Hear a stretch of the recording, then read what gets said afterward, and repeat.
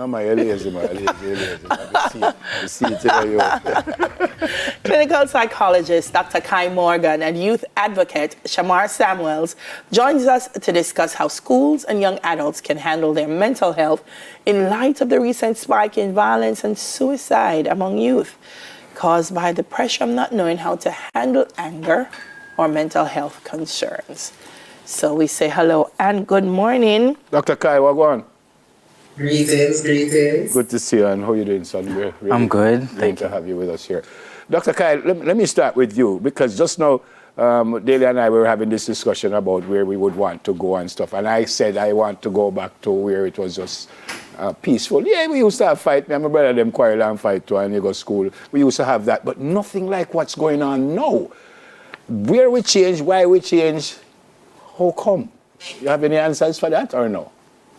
Oh, I don't have any clear answers because there's so many factors that really are included in violence and why it occurs and all of that. And to just name a few, we have like the family, right? We have the breakdown of the family. I heard you talking about the village, that kind of mentality, the exposure to violence, our own trauma that we have experienced as a people that carries through, because and then it gets broader, globalization, so many factors. Yeah. One of the things my producer has here is just how has the mental health affected our school system. But I want to also say how has the school system kind of not provided the infrastructure required for proper mental health. I think it's both ways.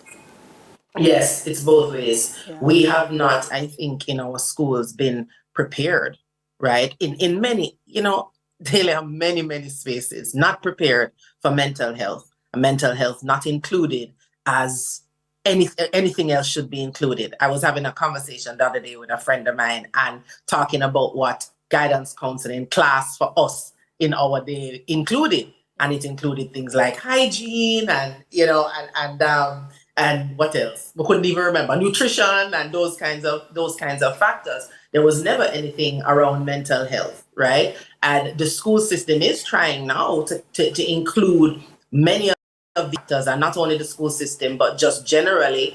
But we have been remiss in that for a long time. Yeah. Shamar, you just recently left high school, and congrats, you were head boy at Bridgeport, now at the University of Technology. Congrats on that in your first year.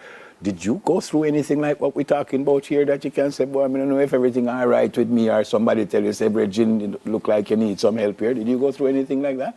I did. It started in grade 9, where I went. Was that third form? Third form, right. Where I went through a traumatic family experience where it took a toll on me. And I could notice like the changes. 1 minute I'm up, the next minute I'm down. Just don't want to deal with people. And then the suicidal thoughts would be running through my mind. But when I noticed it, I never took it as a thing like, oh, I'm crazy. I take it like, okay, this is something that's going wrong, and I think I'm going to need some help. Yep. Can you share anything about that experience that you went through? You don't have to if you don't want to, but can you? No. You'd prefer not to. Mm-hmm. And then when you realized that I need help, what you did? I reached out to this organization. It's called Think Mental Health JA. They have a support group. It's called Think Mental Health JA. Yep. They have a support group, and I signed up, and it was an opportunity to just vent, because I never wanted to talk to family or friends, because a lot of times they don't say what exactly I want to hear. So I just wanted to talk to somebody that I didn't know, and I was given the opportunity to vent, and it was like a weight just. But how did you know? You said earlier that you didn't think you were going crazy or not, but how did you know that? How did you know that? I need to take this. Yeah. Because I was just tired of pretending like I'm okay. Because you can ask my friends, I'm the life of the party, and I was at a place where I was afraid. Wow. Yeah, because for so long, the person who everybody thought was strong was not. Head boy, You know, he's supposed to be there for everybody. But when I'm alone, who is there for me? So I took that, like, I need help to deal with it. I need somebody to help me through that. That's the bravest thing I've ever heard, Shamar. Thank you. It absolutely is. I'm looking at you with awe. And Dr. Kai, that I find is the challenge for our young people, because so much pressure is on them to always be okay. You're young, you will get over it, or you go to school and everybody else is happy and so I have to fit in. Is that the core of the struggle for our young people? Just being able to tap into, this is who I am, and I have concerns and I need to get support. Yes, Delia. So all hats off to Shamar, because that recognition, number one, that I am struggling, right? And that let me figure out a way to find some help. Those are two big issues that we have in our communities in general. You know, recognizing, understanding that this is a mental health issue, but that I'm not crazy, I'm not mad, right? So the stigma stuff, right? All the stigma around it. And number two, where are the access? How do I access some kind of support? I know that I can't go to, you know, my family members because they're not going to provide the kind of support that I need. How do I find the support? So the access to the resources. So those are two big things that Shamar has brought up just now. Yeah. So Shamar, you said you realized you weren't right. When did you realize I'm right now? How long did that take you? And when I say you weren't right, don't get me wrong. I mean, you knew something was off. Right. So when did you realize, yeah, man, I can't handle this now? I realized it when I went through the support group and they shared the resources and how I could deal with it. One of the things that I learned is whatever I'm feeling, I can write it down. And it's always good to write down your thoughts and all that and see how can we go about bettering that. Yeah. Did you see your peers going through all of this, and were you able to help any of your friends? I was able to help because what I learned, the knowledge that I've learned going through the support groups, I was able to share it with them and help them as well. Oh, fantastic. One of the things we hear parents say, Dr. Kai, is when things happen, when it goes to, to the end of the spectrum, and they say, why didn't they say something to me? They were here and I don't know what, I didn't even realize. One of the things Shamar said was he wasn't comfortable, and that's okay. So should parents, teachers, those who are watching now, get comfortable with the idea of seeking help from persons who are trained to offer help? Yes, that absolutely needs to happen, because there are several reasons. Shamar said he wasn't sure they would give him the support that he needed. Secondly, a lot of youth sometimes feel like the parents, the family members are not going to listen to them, right? They're not going to really understand. And three, some of them don't want to worry the parent, or the caregiver, that, they don't want them to be involved in this. So there are several reasons why you don't speak to family members. And so family members also need to take that, the caregivers need to have that onus, have that responsibility to know that they need to be open and provide an open space for youth to talk about their mental health issues, because a lot is happening for our youth right now. So, Dr. Morgan, how easy it is for the youngsters to do what Shamar did? Shamar obviously is a wonderful young man, but how do I know that I just don't want to talk to nobody today? I'm not depressed. I just don't want to talk to anybody. How I know when it is time for me to seek help? How I know that?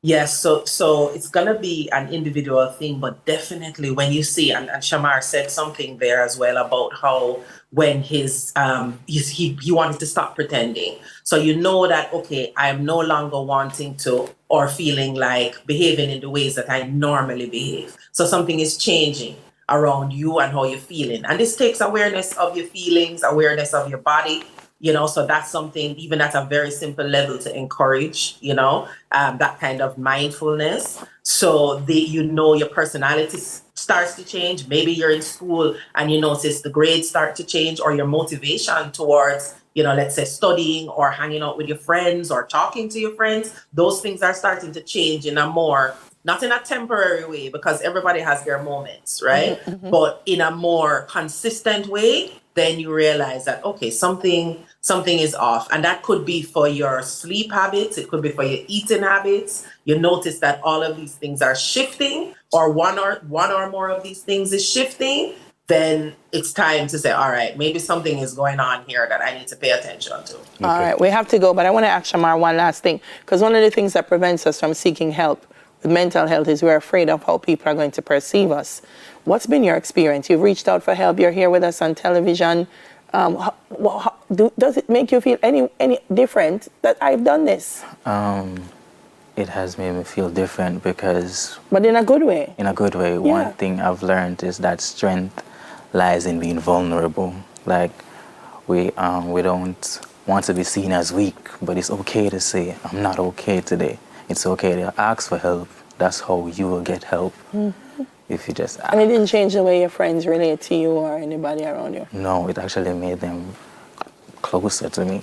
Thank you. I actually just wrote down what you said. Very profound. Strength lies in being vulnerable. I've never heard it put that way. I am so impressed with you. Thank you. Portmore. I love you so much, Bridget. What you doing at university? I'm doing computer information system. You're going to be the brightest man in the whole world. I'm so impressed with you. Portmore. Yeah, I'm so impressed. Dr. Kai, really good to see you. Dr. Kai, you read all of them books? You read all of them books that behind you? Yes, never. You can't tell lie on TV, don't you lie, you see? God bless you and the family. Thanks for being with us this morning. Thanks. Yeah, man. Bye, Shamar.